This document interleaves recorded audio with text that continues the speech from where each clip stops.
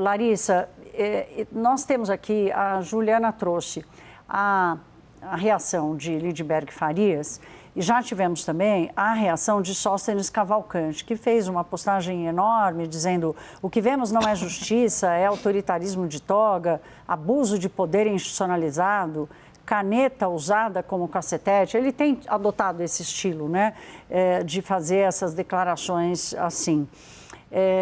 O que a gente pode esperar da estratégia dos aliados de Bolsonaro a partir de agora? E aí me chama muito a atenção, né, que essa movimentação da Michelle, eu gostaria de trazer ainda mais uma apuração que a gente avançou durante o dia, de que também o governador do estado de São Paulo, Tarcísio de Freitas, ontem ligou para diversos ministros também do Supremo Tribunal Federal para falar sobre o que eles chamam de uma atitude ali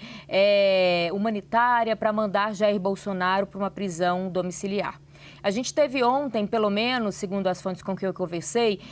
4 ministros do Supremo Tribunal Federal sendo procurados pelo governador do estado de São Paulo com esse discurso, e teve também essa movimentação da Michelle Bolsonaro em conversa com o ministro Gilmar Mendes. Então, nessa semana, se começou uma mudança de estratégia ali ao invés de ficarmos só com ações sendo protocoladas no Supremo Tribunal Federal que caem na mão do ministro Alexandre de Moraes, que é o ministro relator, né, desse caso de Jair Bolsonaro,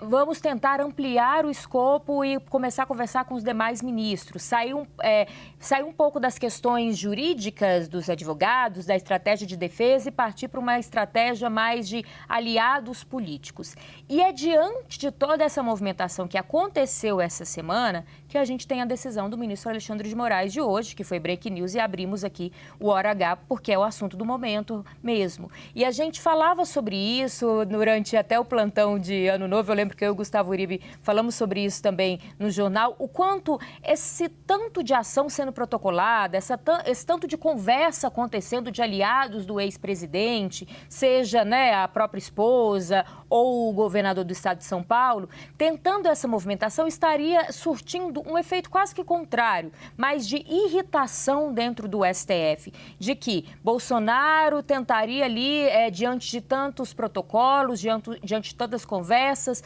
como se fosse tentar mudar a visão do Supremo Tribunal Federal por meio de uma pressão popular. E é